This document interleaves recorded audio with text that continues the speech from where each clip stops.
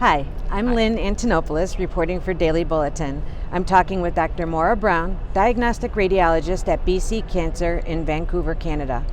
She is sharing key learnings from her RSNA 2023 session, Energy and Greenhouse Gas Emission Savings from Power Down of CT Scanners in Non-Operational Hours in a Large Regional Practice. Thank you for joining me today. Thank you for having me. It's a pleasure to be here. Thanks. Dr. Brown, can you please explain how you assess the clinical practicality of placing CT scanners in low power mode without impacting patient care? Well, we were curious about the power use that our scanners were using after hours when we weren't scanning and they were just left in the power on mode.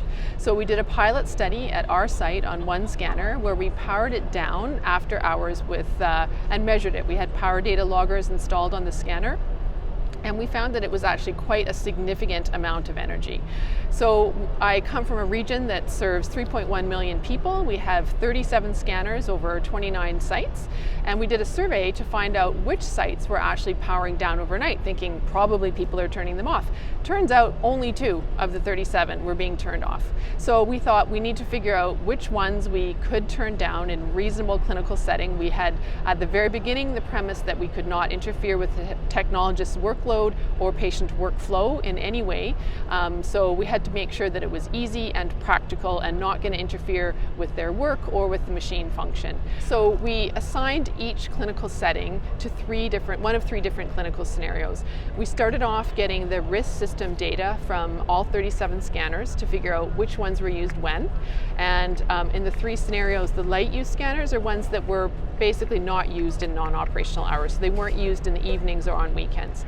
And then at the other end of the spectrum was the heavy use scanners, and those scanners are used 24/7. Most of those were the emerged trauma scanners, and there's no opportunity there to power them down. And then the in-between are the medium use scanners. So we assigned a form if you do less than 1 scan every 2 hours, then it's reasonable to be able to turn it off in between.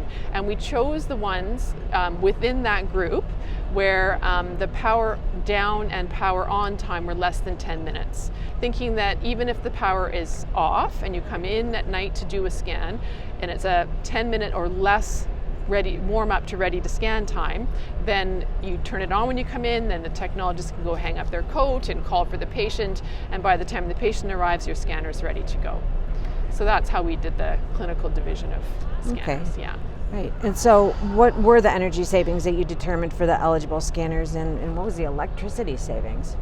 Well, it's really interesting. So we modeled this study based on data that we were provided with by our 2 vendors, which are Siemens and GE. So we pooled the data from both vendors. And electricity in healthcare facilities is typically scope 2, which means that it's indirect. The electricity is provided by an off-site electricity producer. So if you purchase your electricity from a facility that uses coal or gas or other fossil fuels to create the electricity, then your emissions are quite high when you use a lot of electricity. Where I come from, we have a lot of hydropower, so our electricity is renewable. So it's still there's still a good point to doing this work, because if you can save some electricity, you can create space on the electrical grid for other infrastructure like electric vehicles and electrification of buildings and such things. And so we found out that the electricity savings in kilowatt hours is actually quite large. And it's well worth turning down the scanners, even if it's occasionally used overnight. How can radiologists encourage leadership and administrators to consider switching to lower power mode outside standard business hours? I think radiologists, we're physicians and we're leaders, and we have opportunities to lead in our departments and in our facilities. And it's really important that we step forward and become engaged, because at the very beginning of this, our facilities and energy management team said to me they would never have been able to come into our department and ask to do an energy audit of our equipment. I invited them in, and so we had this beautiful cross-disciplinary collaboration that developed. And the other thing is, in healthcare, we tend to work in silos. We tend to be very much, this is my work and this is who I interact with, and we think the same and we talk the same.